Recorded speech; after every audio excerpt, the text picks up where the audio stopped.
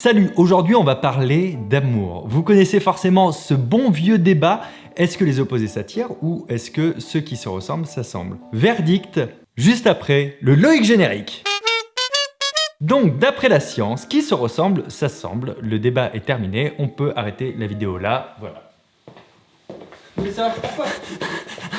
Je vais expliquer. Alors oui, mais pourquoi? Qu'est-ce qui se passe dans le cerveau? Ça vaut vraiment le coup de creuser le sujet. Il y a des scientifiques qui ont étudié la question et qui ont affirmé que les personnes qui se ressemblent physiquement s'assemblent. Et je suis certain que vous avez déjà croisé ce genre de couple dans la rue qui ont une ressemblance qui est tellement troublante qu'à un moment donné, on se demande s'ils sont pas frères et sœurs. Un truc. Vous trouvez pas ça fou, en vrai? Genre eux. Et là, je suis sûr que vous êtes en train de réfléchir si dans votre entourage, vous en connaissez. Peut-être que vous-même, vous êtes en train de vous dire « Ah ouais, en fait, je ressemble un petit peu à ma moitié, c'est vrai maintenant qu'il le dit. » Mais est-ce qu'on pourrait pas se dire que le fait qu'il y ait des couples qui se ressemblent, c'est comme si une partie d'eux-mêmes réussissait à hacker l'ADN de l'autre pour en dupliquer les spécificités. Et c'est là où je me dis, il leur faudrait presque un VPN pour les protéger de ça. Et justement, ça tombe bien, vous avez vu que la vidéo d'aujourd'hui est sponsorisée par NordVPN. NordVPN, c'est quoi ?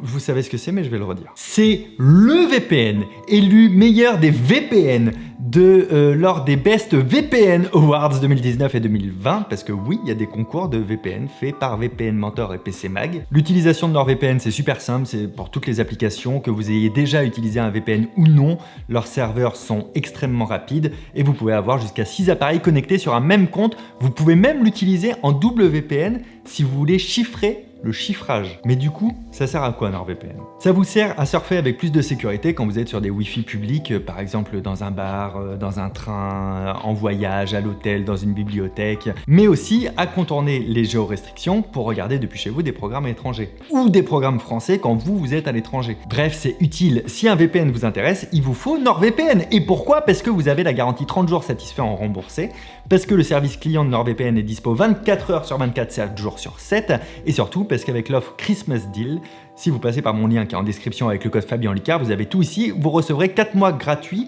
pour un abonnement de 2 ans. Et ça fait plaisir, merci NordVPN.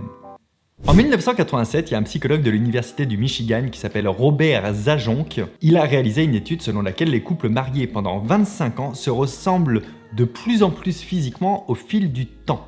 Pourquoi?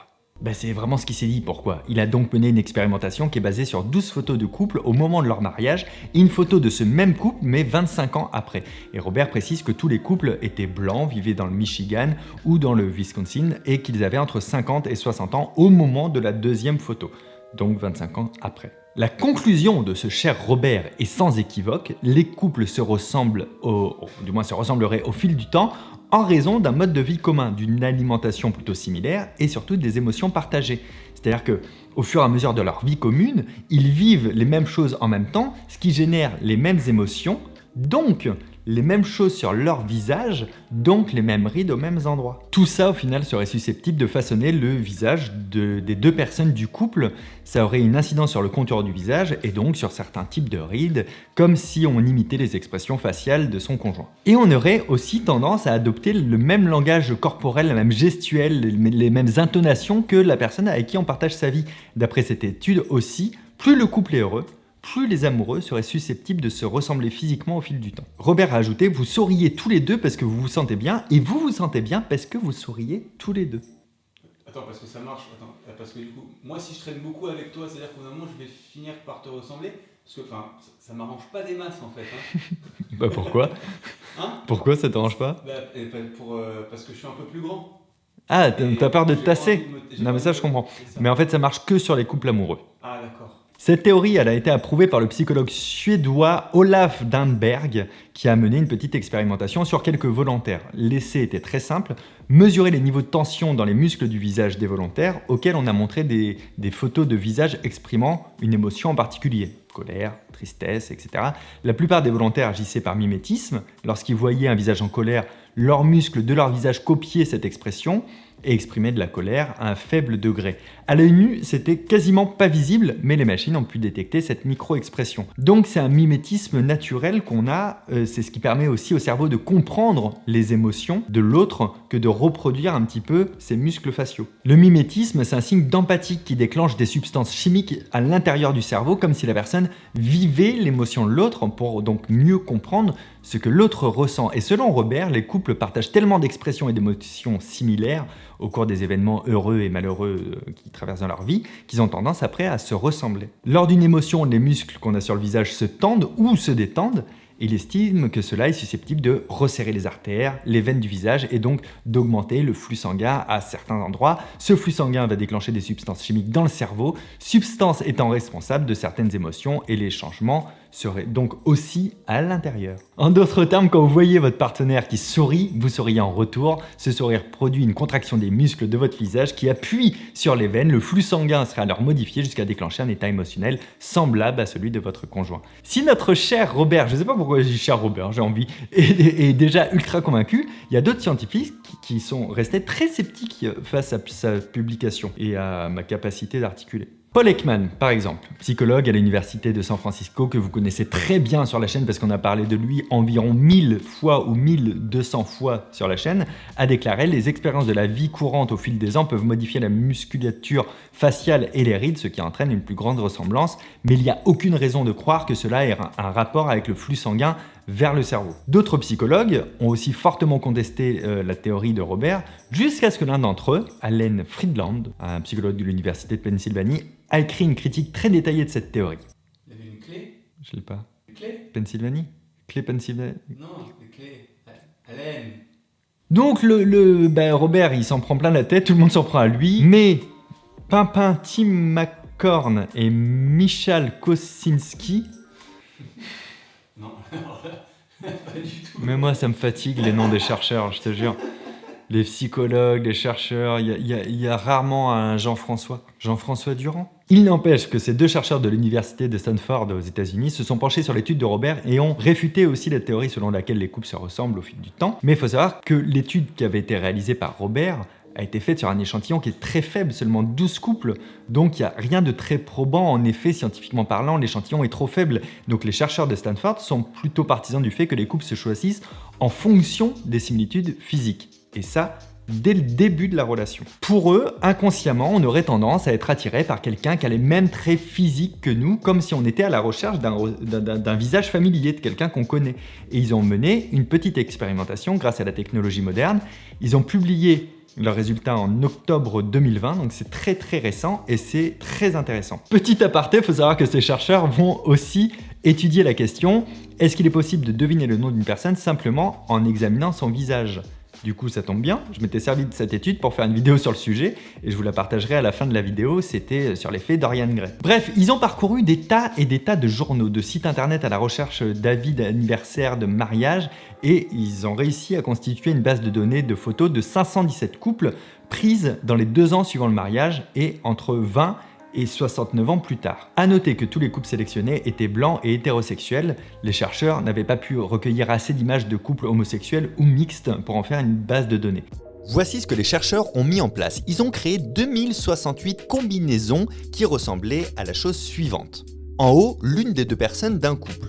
En bas, plusieurs visages mélangés qui incluaient l'autre personne du couple, soit dans les 2 ans de leur relation, soit des années après. La tâche de chacun des participants était de classer les visages du dessous en allant du plus ressemblant au moins ressemblant du visage cible dessus, pour 2068 combinaisons. À savoir évidemment que dans les 2068 combinaisons, à un moment donné, ce visage cible du dessus allait revenir avec le visage de l'autre moitié de ce même couple, mais à une période beaucoup plus lointaine du couple. Ce que les chercheurs essayaient d'avoir était bien, est-ce que les deux personnes du même couple se ressemblaient plus au moment de leur rencontre ou plus des années après leur rencontre quand ils ont beaucoup vécu ensemble. Le plus intéressant, c'est que ce travail a été aussi effectué ensuite par un algorithme avec les mêmes critères pour le même but. Les chercheurs en ont conclu que les couples ne se ressemblent pas plus avec le temps, mais bel et bien dès le début de la relation. En gros, on se dirige naturellement vers des gens qui ont la même tête que nous, de la même façon qu'on recherche souvent des personnes qui ont les mêmes valeurs ou les mêmes intérêts que nous.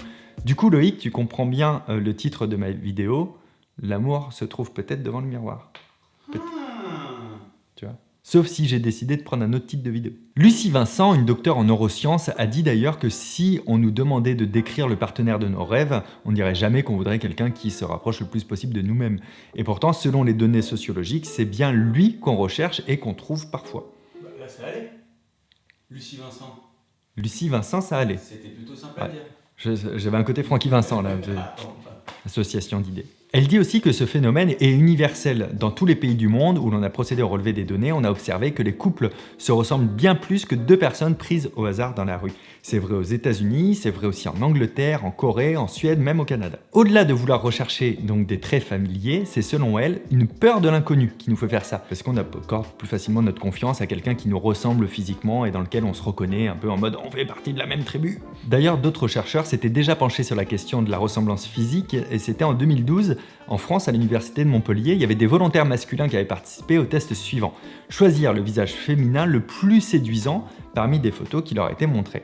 Il faut savoir que parmi ces photos se trouvaient des visages féminins qui avaient été créés artificiellement avec des traits similaires aux volontaires qui participaient à l'expérience. Résultat, la plupart des volontaires avaient sélectionné le visage de la femme créé artificiellement avec des traits semblables aux leurs. En gros, Loïc, ta femme idéale, elle ressemble à ça. Ouais, ça fait pas rêver non plus. Dans ce même registre, un autre phénomène est intéressant à étudier, il s'agit de l'homogamie. Alors l'homogamie, c'est un phénomène qui est déjà observé chez les animaux. En gros, les oiseaux, les mammifères ou encore les poissons sont attirés par des partenaires qui sont semblables à leur géniteur. C'est comme si une maman chèvre s'occupait d'un bébé mouton et que ce bébé mouton, une fois grand, choisirait de s'accoupler avec une partenaire chèvre. Waouh, je m'attendais vraiment pas à tout ça. On appelle ça aussi l'empreinte sexuelle positive. T'en fais ce que t'en veux. Bref, chez nous, chez les humains, ça fait que certaines personnes auraient tendance à aller vers des partenaires qui leur seront proches génétiquement. On peut donc être attiré par des personnes qui ressemblent à nos parents, à notre père ou à notre mère. Dit comme ça, c'est un peu chelou, non ? Mais en fait, ça n'a rien à voir avec le complexe d'Oedipe. Là, ce coup-ci. Tu connais le complexe d'Oedipe ? Ouais, c'est profond ça, non ? Parce que, non mais là, s'il faut être bilingue. Donc non, rien à voir avec le complexe d'Oedipe, c'est-à-dire il n'y a pas d'attirance sexuelle refoulée pour l'un des deux parents, c'est pas ça le délire. Il y a une enquête très intéressante qui a été réalisée à ce sujet, c'était en 2004, des chercheurs qui ont fait une étude sur des enfants adoptés et il s'avère qu'il y a un lien entre le mari des filles adoptées et le père adoptif. Mais encore une fois, pas un truc de sexualité refoulée. Encore plus troublant, plus la qualité de la relation avec le père adoptif était bonne, plus le futur mari a des chances de ressembler à son beau-père. Les filles qui recevaient plus de support émotionnel de la part de leur père adoptif avaient plus de chances de choisir un partenaire similaire que celles qui avaient une relation moins positive avec leur père. Par contre, c'est un peu superficiel tout ça, hein, parce qu'il n'y a pas que le physique dans la vie. Eh ben c'est vrai, t'as raison de le dire. Bah, je sais. Bah bravo. Bah, merci à moi. Mais tu n'y avais pas pensé seul. Sache que les chercheurs aussi se sont posé la question et se sont dit ça, ils se sont dit mais pas que le physique dans la vie. Et il y a quelqu'un qui a dit c'est vrai, et ils ont fait ouais je sais que c'est vrai. C'est une histoire sans fin. Les scientifiques sont plutôt d'accord, l'attirance est plus probable entre des personnes qui ont des points communs plutôt qu'entre des personnes qui ont des différences radicales. Déjà c'est le cas professionnellement, parce qu'on se dirige instinctivement vers des personnes qui sont de la même classe sociale que nous. L'étude qui a été réalisée entre 1969 et 2011 par Milan Boucher-Valla sur des couples hétérosexuels déclare que 8% des ouvriers vivent avec une ouvrière ou une employée, contre 3% avec une femme cadre supérieur. Côté centre d'intérêt, c'est exactement la même chose et on en a déjà tous fait l'expérience dans notre quotidien, que ce soit en amitié ou en amour. Si vous êtes passionné d'escalade et que vous rencontrez une personne qui est passionnée d'escalade, ça fait un feeling, quoi, ça match un peu directement. On appréciera plus cette personne parce qu'elle aime les mêmes choses que nous et qu'on peut avoir des discussions sur ce sujet. C'est ce qui a été confirmé par des chercheurs de l'université de Wellesley. Il y a trop de chercheurs dans cette vidéo. Ils ont découvert un lien entre la durée d'une relation et le fait de partager les mêmes valeurs, aspirations et centres d'intérêt. Si certains diraient que la différence fait la richesse de l'autre, on peut aussi admettre qu'une personne qui nous ressemble a suffisamment de différences pour nous compléter. Alors d'après vous, vous pensez plutôt que la clé du bonheur amoureux, ça serait d'être avec quelqu'un qui nous ressemble ou d'être avec un total opposé, Loïc ? Ressemble, je pense. Toi, ressemble ? Ouais. Ok, dites-moi dans les commentaires ce que vous pensez. Non mais en vrai, je serais curieux d'avoir votre avis. J'espère que cette vidéo vous a plu. N'oubliez pas de liker cette vidéo. Je m'appelle toujours Fabien Olicard. Abonnez-vous à cette chaîne YouTube, activez la cloche. Les deux, c'est gratuit, mais c'est important. Et partagez vos photos de couple sur... Hein ? De quoi ? Ok, je reformule. Si ça vous chauffe, vous mettez une photo où il y a vous et votre moitié sur Instagram. Ok. Vous me tapez. Vous tapez mon Instagram pour me taguer dedans, vous me taguez comme ça va apparaître dans mes stories. Et comme ça, j'en partagerai pas mal dans mes stories et je mettrai des sondages pour voir si les gens trouvent que vous vous ressemblez ou pas. Tu vois à peu près. Ouais, parce que de base, partagez-moi vos photos de couple. En me tapant. C'est pour des recherches. C'est pour des recherches, voilà. Et je n'oublie pas également de remercier NordVPN qui a sponsorisé cette vidéo. Vous pouvez télécharger NordVPN en passant par mon lien dans la description et vous profiterez du Christmas Deal qui vous offre 4 mois pour un abonnement de 2 ans en utilisant donc mon lien et mon code Fabien Olicard. Bon, et puis si vous voulez continuer sur une autre vidéo, là je vous mets une vidéo où j'ai passé le test d'aptitude des agents secrets. Est-ce que j'y suis parvenu? Je vous laisse regarder. Et là je vous mets une autre vidéo. Je sais pas encore, tiens. Ah si, c'est celle-ci. J'ai bien aimé. Ouais, un casse-tête à 3000 € quand même. Pas donner quand même.